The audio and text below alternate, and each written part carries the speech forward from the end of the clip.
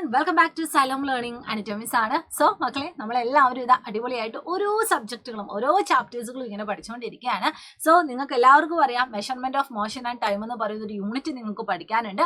ആ ഒരു യൂണിറ്റിലെ കുറച്ച് ക്വസ്റ്റ്യൻസ് ആണ് നമ്മൾ ഇന്നത്തെ ഈ ഒരു ക്ലാസ്സിൽ ഡിസ്കസ് ചെയ്യുന്നത്. അപ്പോൾ നമുക്ക് ഫസ്റ്റ് ക്വസ്റ്റ്യനിലേക്ക് പോവാം. ഒന്നാമത്തെ ചോദ്യം ഇതാണ്: Raghav is going to a neighbouring city in a bus moving at a speed of 50 km/h. If it take him 2 hours to reach that city, how far is that city? അതായത് രാഘവിന്റെ അടുത്തുള്ള ഒരു സിറ്റിയിലേക്ക് ബസ്സിൽ പോവുകയാണ്. ബസ്സിന്റെ സ്പീഡ് ഇവിടെ പറയുന്നുണ്ട്. ബസ്സിന്റെ സ്പീഡ് എത്രയാണ്? Speed is equal to 50 km/h. അതുപോലെ തന്നെ എടുത്ത ടൈം ഇവിടെ പറയുന്നുണ്ട്. Time is equal to 2 hours ആണ്. അങ്ങനെയാണെങ്കിൽ എത്ര ദൂരത്താണ് ആ സിറ്റി? അതാണ് നമ്മളോട് ചോദിച്ചിരിക്കുന്നത്. അതായത് ഡിസ്റ്റൻസ് ആണ് നമുക്ക് കണ്ടുപിടിക്കേണ്ടത്. നമ്മൾ ഈ യൂണിറ്റിൽ ഒരു ഇക്വേഷൻ പഠിച്ചിട്ടുണ്ടായിരുന്നു. ഏതായിരുന്നു? Speed is equal to distance divided by time. ഈ ഒരു ഇക്വേഷൻ എല്ലാവരും പഠിക്കുക കേട്ടോ. ഈ ഒരു ഇക്വേഷനിൽ തന്നെ നമുക്ക് പല രീതിയിൽ റീഅറേഞ്ച് ചെയ്ത് എങ്ങനെയാണ് ചോദ്യങ്ങൾ വരുന്നത് എന്ന് മനസ്സിലാക്കി ആ ഒരു ഇക്വേഷൻ കണ്ടുപിടിച്ച് സബ്സ്റ്റിറ്റ്യൂട്ട് ചെയ്താൽ നമുക്ക് ഉത്തരം കിട്ടും. അപ്പോൾ ഇവിടെ എങ്ങനെയാണ് ഇത് കണ്ടുപിടിക്കേണ്ടത്, അല്ലെങ്കിൽ ഈ ഒരു ഇക്വേഷൻ എങ്ങനെ റീഅറേഞ്ച് ചെയ്യണം എന്ന് നമുക്ക് നോക്കണം. അപ്പോൾ അതിന് മുന്നോടിയായിട്ട് നിങ്ങൾ എന്ത് ചെയ്യുക? ജസ്റ്റ് ഈ ഒരു രീതിയിൽ ഒന്ന് വരയ്ക്കാനായിട്ട് പഠിക്കാം. അതായത് ഇതുപോലെ ഒരു ത്രികോണം വരച്ചു, എന്നിട്ട് അതിൻ്റെ നടുവ് കൂടെ ഒരു ലൈൻ വരച്ചു, ഇത് കൂടെയും ഒരു ലൈൻ വരച്ചു. എന്നിട്ട് നമുക്ക് അറിയുന്ന ഇക്വേഷൻ നമ്മൾ എഴുതുവാണ്. എങ്ങനെയാണ്? Speed equal to distance by time. അതായത് സ്പീഡിന് എസ് ഇവിടെ എഴുതി, ഡിസ്റ്റൻസ് ഇവിടെ എഴുതി, ഡിവൈഡഡ് ബൈ എന്നതിനെ സൂചിപ്പിക്കാനായിട്ട് ഈ ലൈന് നമ്മൾ യൂസ് ചെയ്യാം, ഡിവൈഡഡ് ബൈ ടി. ഇങ്ങനെ നമ്മൾ എഴുതി. അപ്പോൾ ഈ ഒരൊറ്റ ആ ഒരു മോഡലിൽ നിന്ന് തന്നെ നമുക്ക് പല ഇക്വേഷൻസ് കിട്ടും. എങ്ങനെ കിട്ടും? ഇപ്പം ഇതിൻ്റെ ഉള്ളിൽ നിന്ന് ഡി എങ്ങനെ കിട്ടും?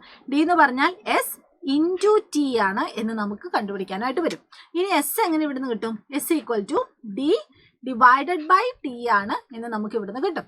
അതുപോലെ ടി ഈക്വൽ ടു എങ്ങനെയാണ്? ഡി ഡിവൈഡഡ് ബൈ എസ് ആണ് എന്ന് നമുക്ക് ഇങ്ങനെ കിട്ടും. അപ്പോൾ ഈ ഒരു രീതിയിൽ നിങ്ങളൊന്ന് അറേഞ്ച് ചെയ്യാനായിട്ട് പഠിക്കാം. ഇനി നമുക്ക് ഇവിടെ തന്നിരിക്കുന്ന ഇക്വേഷൻ എങ്ങനെയായിരിക്കും? ഡിസ്റ്റൻസ് ആണ് നമുക്ക് കണ്ടുപിടിക്കേണ്ടത്. അപ്പോൾ ഡിസ്റ്റൻസ് കണ്ടുപിടിക്കാനായിട്ട് നമുക്ക് എന്ത് ചെയ്യാനായിട്ട് പറ്റും? S into T. സ്പീഡ് എന്ന് പറഞ്ഞാൽ 50 km/h ആണ്. ടൈം എന്ന് പറയുന്നത് 2 hours ആണ്. സോ ആൻസർ എന്ന് പറയുന്നത് 100 km ആണ്. ഓക്കെ അല്ലേ? ഇനി നമ്മൾ ഇത് അടുത്ത ചോദ്യത്തിലേക്ക് പോവാണ്. Next question: a train is travelling at a speed of 90 km/h. How much time will it take to cover a distance of 360 km? അതായത് ഇവിടെ സ്പീഡ് എത്രയാണ് കൊടുത്തിരിക്കുന്നത്? 90 km/h ആണ്. ഡിസ്റ്റൻസ് ഇവിടെ തന്നിട്ടുണ്ട്. ഡിസ്റ്റൻസ് നമ്മൾ ക്യാപിറ്റൽ ഡി കൊണ്ടാണ് നമ്മൾ മെൻഷൻ ചെയ്യുന്നത്. ജസ്റ്റ് ഇവിടെ ഡിസ്റ്റൻസ് മുഴുവൻ എഴുതിയിട്ടുണ്ട്. ഡിസ്റ്റൻസ് എന്ന് പറഞ്ഞാൽ 360 km ആണ്. നമ്മളോട് പറഞ്ഞിരിക്കുന്നത് ടൈം കണ്ടുപിടിക്കാനാണ്. അപ്പം നമ്മൾ നേരത്തെ വരച്ചതുപോലെ വരയ്ക്കുവാണെങ്കിൽ നമുക്കറിയാം S equal to D by T ആണ്. അപ്പോൾ ഇതിൻ്റെ ഉള്ളിൽ നിന്ന് നമുക്ക് ടി കണ്ടുപിടിക്കാനായിട്ട് ഡി ബൈ എസ് ചെയ്താൽ മതി. അതായത് ഡി ബൈ എസ്. ഓക്കെ, അപ്പോൾ ഇവിടെ ഡി എന്ന് പറഞ്ഞാൽ എത്രയാണ് മക്കളെ? 360 km ആണ്. അതുപോലെ എസ് സ്പീഡ് എന്ന് പറഞ്ഞാൽ 19 km/h ആണ്. സോ ഇതിൻ്റെ ഉത്തരം എന്ന് പറഞ്ഞാൽ 4 hours, 4 മണിക്കൂറാണ്. അപ്പോൾ ഇങ്ങനെയുള്ള ചോദ്യങ്ങളൊക്കെ നിങ്ങൾ എന്ത് ചെയ്യുക? ഒന്ന് കൃത്യമായിട്ട് ഓർത്ത് വെക്കാം. ഇനി അടുത്ത ചോദ്യം ഇതാണ്: distinguish between uniform and non uniform motion using the example of a car moving on a straight highway with no traffic and a car moving in a city traffic. അതായത് കാറ് സ്ട്രെയിറ്റ് ആയിട്ട് traffic ഇല്ലാത്ത ഒരു സ്ഥലത്തൂടെ പോകുന്നു, traffic ഉള്ള ഒരു സ്ഥലത്തൂടെ പോകുന്നു. ആ രണ്ട് സിറ്റുവേഷൻ നോക്കിയിട്ട് യൂണിഫോം ആൻഡ് നോൺ യൂണിഫോം മോഷനെ നമുക്ക് എക്സ്പ്ലെയിൻ ചെയ്യണം. ഇപ്പം ട്രാഫിക് ഇല്ലാത്ത ഒരു സ്ട്രെയിറ്റ് ആയിട്ടുള്ള റോഡിലൂടെ പോവുകയാണെങ്കിൽ അത് എങ്ങനെയുള്ള മോഷൻ ആയിരിക്കും? യൂണിഫോം മോഷൻ ആയിരിക്കും. ഇനി അതേപോലെ തന്നെ ട്രാഫിക് ഉള്ള ഒരു സ്ഥലത്തൂടെ പോവുകയാണെങ്കിൽ അത് എങ്ങനെയുള്ള മോഷൻ ആയിരിക്കും? അത് നോൺ യൂണിഫോം മോഷൻ ആയിരിക്കും. അപ്പോൾ എന്താണ് uniform motion, non uniform motion എന്ന് ആലോചിക്കുക.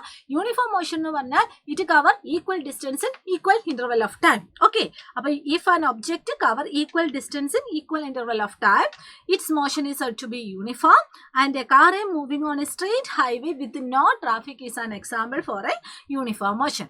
അതുപോലെ തന്നെ നമുക്കറിയാം നോൺ യൂണിഫോം മോഷൻ എന്ന് പറഞ്ഞാൽ body unequal distance in equal time ഇന്റർവെല്ലിൽ കവർ ചെയ്യുന്നു, അല്ലെങ്കിൽ equal distance in unequal time ഇന്റർവെല്ലിൽ കവർ ചെയ്യുന്നു. ആ ഒരു സമയമാണ് നമ്മളത് നോൺ യൂണിഫോം മോഷൻ എന്ന് പറയുന്നത്. അപ്പോൾ ഇവിടുത്തെ കേസിൽ വാഹനം അല്ലെങ്കിൽ നമ്മുടെ വണ്ടി ഇങ്ങനെ ട്രാഫിക്കിൽ പോകുമ്പോൾ എന്താണ് അവിടെ നമ്മൾ കാണുന്നത്? നോൺ യൂണിഫോം മോഷൻ ആയിരിക്കും. അപ്പോൾ if an object cover unequal distance in equal interval of time, its motion is said to be non uniform. A car moving in a traffic is example for a non uniform motion. Okay അല്ലേ? അപ്പൊ ഇങ്ങനെയുള്ള ചോദ്യങ്ങളൊക്കെ വന്നാൽ നിങ്ങൾ എന്ത് ചെയ്യുക, കൃത്യമായിട്ട് ഒന്ന് അറിഞ്ഞു വെക്കുക കേട്ടോ. അപ്പൊ ഇപ്പം നമ്മൾ ഈ 3 ചോദ്യങ്ങളെ നമ്മൾ ഡിസ്കസ് ചെയ്യുന്നുള്ളൂ. അപ്പൊ ഇതുപോലുള്ള കുറേ ചോദ്യങ്ങളൊക്കെ ആയിട്ട് നമുക്ക് ഇനി അങ്ങോട്ടേക്ക് ലൈവ് ക്ലാസ്സുകളും ചെറിയ ചെറിയ കോർണർ വീഡിയോസ് ഒക്കെ വരുന്നുണ്ട്. അപ്പൊ നിങ്ങൾ എല്ലാവരും എന്ത് ചെയ്യുക, അതിലൊക്കെ നിർബന്ധമായിട്ട് പാർട്ടിസിപ്പേറ്റ് ചെയ്യുക, അതുപോലെ തന്നെ നല്ല രീതിയിൽ പഠിക്കുക കേട്ടോ.